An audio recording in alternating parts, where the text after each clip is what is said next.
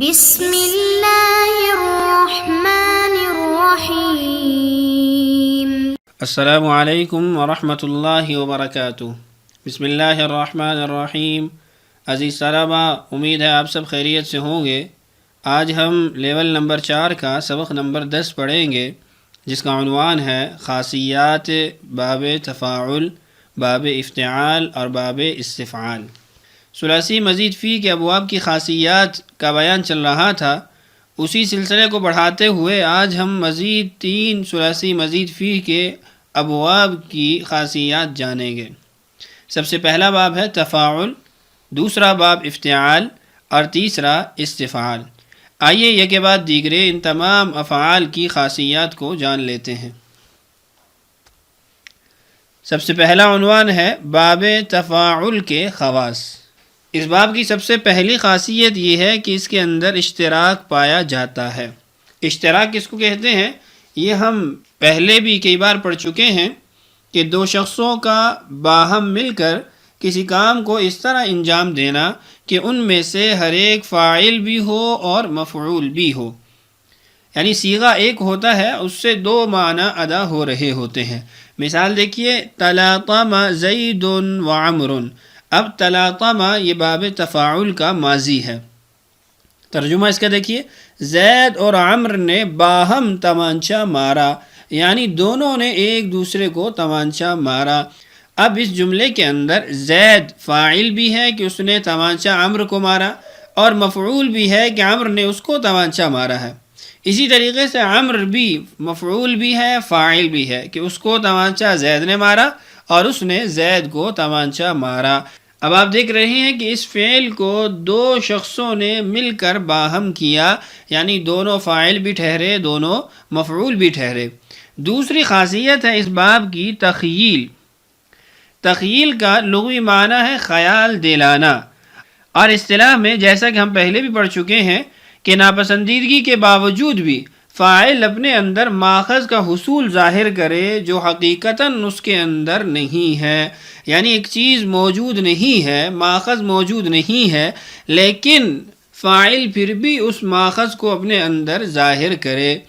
مثال دیکھیے، تمارض زید، زید نے دکھاوے کے لیے اپنے تئیں بیمار بنایا، یعنی زید حقیقت میں بیمار نہیں ہے، مرض جو ماخذ ہے اس فعل کا وہ زید کے اندر موجود نہیں ہے، لیکن زید پھر بھی بناوٹی طور پر اپنے اندر اس کو ظاہر کر رہا ہے۔ اس باب کی تیسری خاصیت ہے مطابعت فاعل۔ مطابعت فاعل کا مطلب یہ ہے کہ باب مفاعلہ کے بعد تفاعل کا اس غرض سے آنا تاکہ یہ معلوم ہو کہ پہلے فعل کے فاعل نے مفعول پر جو اثر کیا تھا، مفعول نے اس اثر کو قبول کر لیا۔ پہلا صیغہ مفاعلہ کا ہوگا اور دوسرا صیغہ تفاعل کا ہوگا، اور یہاں اس سے مقصود یہ ہے کہ جو پہلے صیغے کے اندر فاعل نے مفعول کے اندر اثر ظاہر کیا تھا، مفعول نے اس اثر کو قبول کر لیا، تو پہلے جملے کے اندر ہمیں یہ معلوم ہوگا کہ اثر کیا ظاہر کیا ہے فاعل نے، اور دوسرے جملے کے اندر، دوسرے صیغے کے اندر ہمیں یہ معلوم ہوگا کہ جو اثر فاعل نے سابقہ فعل کے اندر مفعول پر ظاہر کیا تھا، مفعول نے اس کو قبول کر لیا۔ مثال دیکھیے، ناولتہ فتناولا، میں نے اس کو دیا۔ اب ایک چیز دینے کا اثر مفعول کے اندر ظاہر کیا جا رہا ہے، پس اس نے لے لیا، مفعول نے اس اثر کو قبول کر لیا ہے۔ تو یہ آپ دیکھیے کہ یہاں پر مادہ ایک ہی ہے، لیکن اس سے ہمیں 2 معنی حاصل ہوئے۔ پہلے کے اندر یہ کہ فاعل نے مفعول میں اثر کیا، اور دوسرے کے اندر یہ کہ مفعول نے اس اثر کو قبول کر لیا۔ چوتھی خاصیت ہے ابتدا۔ باب تفاعل کے اندر ابتدا کا مطلب یہ ہے کہ باب تفاعل کا ابتداءً ایسے معنی کے لیے آنا جس کے لیے اس کا مجرد استعمال نہ ہوا ہو، یا مجرد تو استعمال ہوا ہے لیکن ان دونوں کے اندر معنی کا فرق بہت زیادہ ہے، دونوں کے معنی کے اندر کھلا تفاوت پایا جاتا ہے۔ مثال دیکھیے، تبارک اللہ، خدا تعالی بہت بابرکت ہے۔ مجرد جو صیغہ ہے بری کا، اس کا مطلب ہے اونٹ بیٹھا۔ اب دونوں کے اندر بہت ہی زیادہ تفاوت پایا جا رہا ہے معنی کے اعتبار سے۔ تو یہ 4 خاصیتیں تھیں باب تفاعل کی۔ آئیے اب بڑھتے ہیں اگلے باب کی خاصیات کی طرف۔ باب افتعال کے خواص۔ باب افتعال کے خواص کے اندر سب سے پہلی خاصیت ہے اتخاذ۔ اتخاذ کے بارے میں ہم نے پڑھا تھا کہ اس کی چند صورتیں ہوتی ہیں، مثلا ماخذ کو اختیار کرنا، پکڑ لینا یا پا لینا، اسی طرح ماخذ میں لے لینا یا کسی چیز کو ماخذ بنا لینا، اس طرح کچھ اور صورتیں بھی ہم نے اتخاذ کی پڑھی تھی۔ یہاں دیکھیے، اجتحر الفار، چوہے نے بیل بنایا۔ اب ماخذ ہے جحرن، بیل، سوراخ۔ اب چوہے نے یہاں پر ماخذ بنایا ہے، تو ہم نے کہا تھا کہ ماخذ کا بنانا بھی اتخاذ کے اندر آتا ہے، جس کی مثال ہم نے توسد الحجرہ پڑھی تھی کہ اس نے پتھر کو تکیہ بنایا، یعنی اس نے ایک چیز کو ماخذ بنا لیا۔ اسی طرح اس باب کی دوسری خاصیت ہے تصرف۔ تصرف کا مطلب یہ ہے کہ فاعل کا ماخذ میں کوشش اور جد و جہد کرنا۔ مثال دیکھیے اس کی، اکتسب العلم۔ اب اکتسب باب افتعال کا صیغہ ہے، جہاں اس کے اندر حاصل کرنے کا معنی ہے، وہیں یہ معنی بھی زائد موجود ہے کہ اس نے کوشش سے علم حاصل کیا۔ اب کوشش سے یہ باب افتعال کی خاصیت کی وجہ سے ہمیں معنی حاصل ہوا ہے۔ یہاں پر ماخذ ہے کسب، حاصل کرنا۔ اب حاصل کرنے کے لیے، یعنی علم حاصل کرنے کے لیے فاعل نے کوشش کی، اس کو تصرف کہا جاتا ہے۔ اگلی اصطلاح ہے تخیر۔ تخیر کہتے ہیں کہ فاعل کا فعل کو یعنی ماخذ کو اپنے لیے کرنا، یعنی اپنے لیے اس کا چننا۔ مثال دیکھیے، اکتال الشعیر، اس نے اپنے لیے جو ناپے۔ اب یہاں پر ماخذ ہے کیل، ناپنا۔ اب فاعل نے یہاں پر جو ناپے ہیں وہ اپنی ذات کے لیے ناپے ہیں، اس لیے ہم اس کو تخیر کہتے ہیں، کیونکہ فاعل نے یہاں پر فعل اپنی ذات کے لیے کیا ہے، کام اپنے لیے انجام دیا ہے۔ اگلی خاصیت ہے مطاوعت فعل۔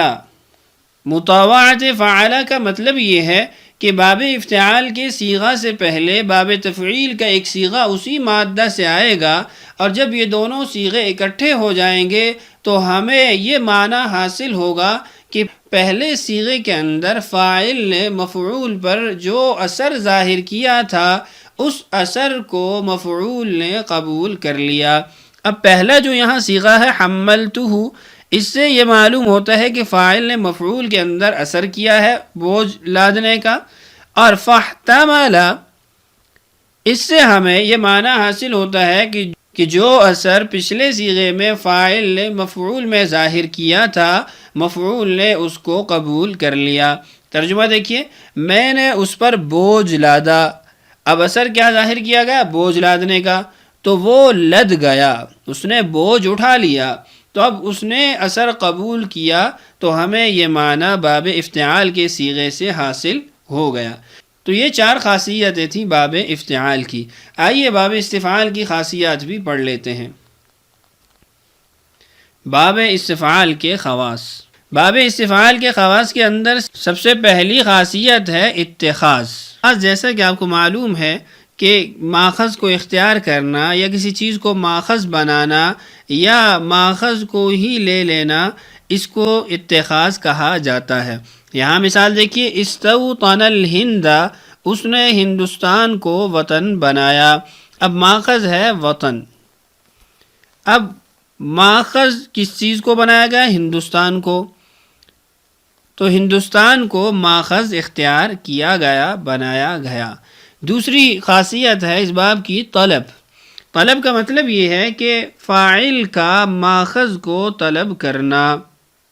مثال دیکھیے، استغفر زید، زید نے مغفرت مانگی یعنی طلب کی۔ ماخذ ہے غفر، مغفرت، تو فاعل نے مغفرت کو طلب کیا یعنی ماخذ کو طلب کیا۔ اگلی خاصیت ہے لیاقت۔ لیاقت کہتے ہیں فاعل کا ماخذ کے لائق ہونا۔ مثال دیکھیے، استرقع الثوب، کپڑا پیوند کے قابل ہو گیا یعنی لائق ہو گیا. ماخذ ہے رقعہ، پیوند، تو یہاں پر فاعل جو ہے وہ اپنے ماخذ کا لائق ہو گیا یا ماخذ کے قابل ہو گیا. اگلی خاصیت ہے وجدان. وجدان کے بارے میں ہم نے پڑھا تھا کہ فاعل کا مفعول کے اندر صفت ماخذ پانا. مثال دیکھیے، استکرمتہ، میں نے اس کو کریم پایا یعنی بزرگی والا پایا. اب ماخذ یہاں پہ کرمن ہے، بزرگی، تو فاعل نے مفعول کے اندر صفت ماخذ یعنی بزرگی کو پایا ہے. اگلی خاصیت ہے حسبان. حسبان کہتے ہیں کہ فاعل کا مفعول کو ماخذ سے موصوف گمان کرنا، یعنی مفعول کو ماخذ سے متصف اور منسلک سمجھنا. مثال دیکھیے، استحسنتہ، میں نے اس کو نیک گمان کیا. اب یہ گمان کرنے کا معنی یہ ہمیں باب استفعال کی خاصیت کی وجہ سے ملا ہے. ماخذ حسن، نیک، اب نیکی کا مفعول کے اندر فاعل گمان کر رہا ہے. اگلی خاصیت ہے تحول. تحول کہتے ہیں کہ فاعل کا عین ماخذ یا مثل ماخذ ہو جانا. مثال دیکھیے، استحجرت الطین، مٹی پتھر ہو گئی. اب ماخذ حجر، پتھر ہے، فاعل یہاں پر مٹی ہے، تو مٹی نے ماخذ کی صورت اختیار کر لی یعنی پتھر بن گئی، تو اس کو کہتے ہیں تحول. اس باب کی آخری خاصیت ہے قصر. قصر کہتے ہیں اختصار کی خاطر کسی مرکب سے ایک کلمہ کو مشتق کر لینا، حاصل کر لینا. یعنی مکمل ایک جملہ ہوتا ہے، ایک مرکب ہوتا ہے، اس کو مختصر کرنے کے لیے ایک صیغہ بنا لیا جاتا ہے.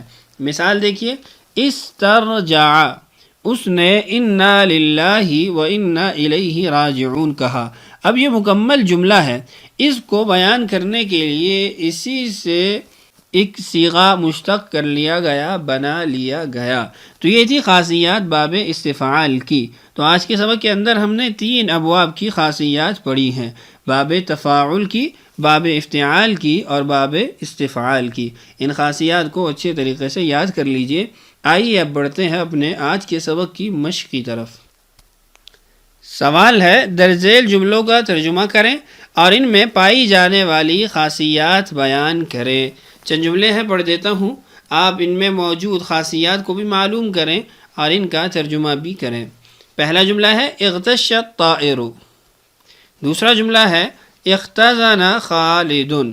اور تیسرا جملہ ہے اعترش جار. چوتھا جملہ ہے استذاب توقیر. اور پانچواں جملہ ہے استزات وارث. ان تمام جملوں کا ترجمہ بھی کر لیں اور ان میں موجود خاصیات کو بھی معلوم کر لیں. تو آج کا ہمارا سبق مکمل ہوا. اللہ تعالیٰ سے دعا ہے اللہ تعالیٰ ہمارے لیے سمجھنا اور سمجھانا آسان کرے. اللہ تعالیٰ ہم سب کا حامی و ناصر ہو. آج کے لیے اتنا ہی کافی ہے. اجازت دیجیے. السلام علیکم ورحمۃ اللہ وبرکاتہ.